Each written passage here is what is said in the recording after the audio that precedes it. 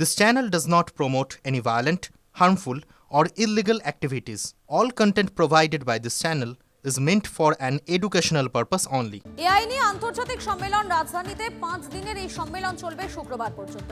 যোগ বিভিন্ন দেশের রাষ্ট্রপ্রধান এবং উদ্যোগপতিদের। গুগলের সুন্দর পিচাই, ওপেন এআই এর স্যাম অল্টম্যান এবং প্রায় 40টি সংস্থার টেক জায়ান্টরা রয়েছেন সম্মেলনে। বৃহস্পতিবার এই সম্মেলনে বক্তৃতা করবেন প্রধানমন্ত্রী নরেন্দ্র মোদী। ফ্রান্স এবং ব্রাজিলের প্রেসিডেন্ট সম্মেলনে যোগ দিচ্ছেন। রাষ্ট্রপুঞ্জের মহাসচিব তিনিও এআই সামিটে যোগ দেবেন বলে জানা যাচ্ছে। সম্মেলনে যোগ দেওয়ার জন্য প্রায় 2 লক্ষ মানুষ নাম নথিভুক্ত করেছেন। এদের জন্য অনেকে অসংগঠিত ক্ষেত্রের মানুষজন রয়েছে। বিধানসভা ভোটের আগে রাজ্যসভা 4 আসনে প্রার্থী নিয়ে তৃণমূলের শোরগোল। শাসক দলের সূত্রের খবর, সাকেত গোখেলের টিকিট পাওয়ার সম্ভাবনা কম। ঋতব্রত বন্দ্যোপাধ্যায় এবার বিধানসভায় লড়তে পারেন। মৌসম বেনিজির নূরের ছেড়ে যাওয়া আসনে তৃণমূলের প্রার্থীকে। তৃণমূল সূত্রের খবর, জাতীয় স্তরে কাজ করা এক সাংবাদিক টিকিট পেতে পারেন। একজন মহিলা সংখ্যালঘু মুখকেও টিকিট দিতে পারে তৃণমূল।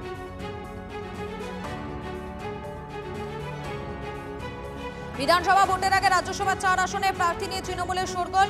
শাসক দল সূত্রের খবর, সাকেত গোখেলের টিকিট পাওয়ার সম্ভাবনা কম। ঋতব্রত বন্দ্যোপাধ্যায় এবারে বিধানসভায় লড়তে পারেন। মৌসম বেনজির নূরের ছেড়ে যাওয়া আসনে তৃণমূলের প্রার্থীকে। তৃণমূল সূত্রে খবর, জাতীয় স্তরে কাজ করা এক সাংবাদিক টিকিট পেতে পারেন। একজন মহিলা সংখ্যালঘু মুখকেও টিকিট দিতে পারে তৃণমূল।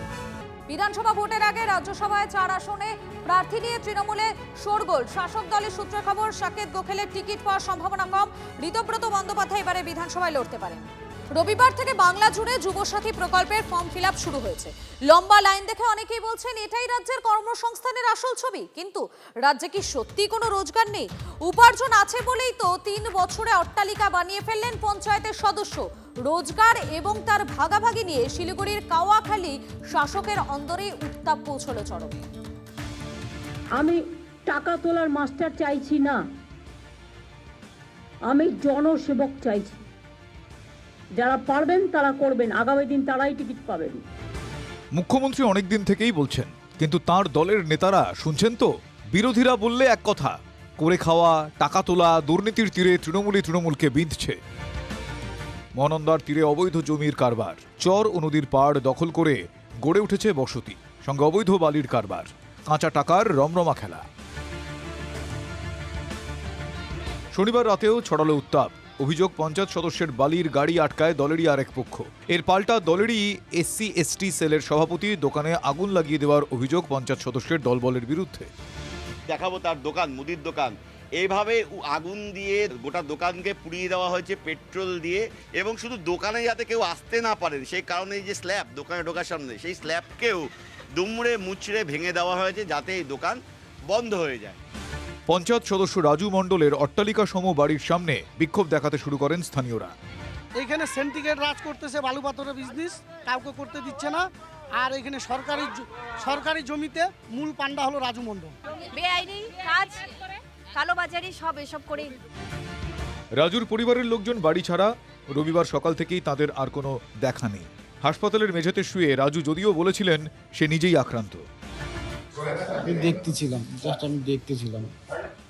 ব্যাগরোগ মাইট্রোক দিয়ে আমার হাতের এখানে একটা আংটি ছিল, এখানে সোনার গলার একটা চেন ছিল, মোবাইলটা নাই।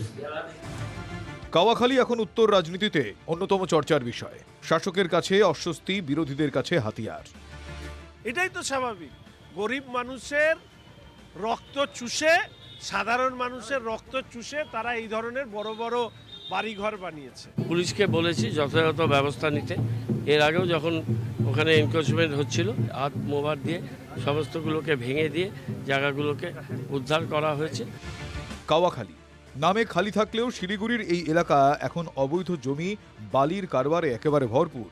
যে অবৈধ কাজের দৌলতে সরকারি কোষাগার খালি হচ্ছে, পকেট ভরছে স্থানীয় তৃণমূল নেতাদের। কাঁচা টাকায় তৈরি হচ্ছে অট্টালিকা। এটা সেই পঞ্চায়েত সদস্যের বাড়ি, যে বাড়ি আপাতত তালামারা। বাড়ির সামনে বিলাসবহুল গাড়ি দাঁড়িয়ে আছে, বাড়ির মূল গেট তালামারা। শিলিগুড়ি থেকে প্রসেনজিৎ চৌধুরীর রিপোর্ট, TV9 বাংলা।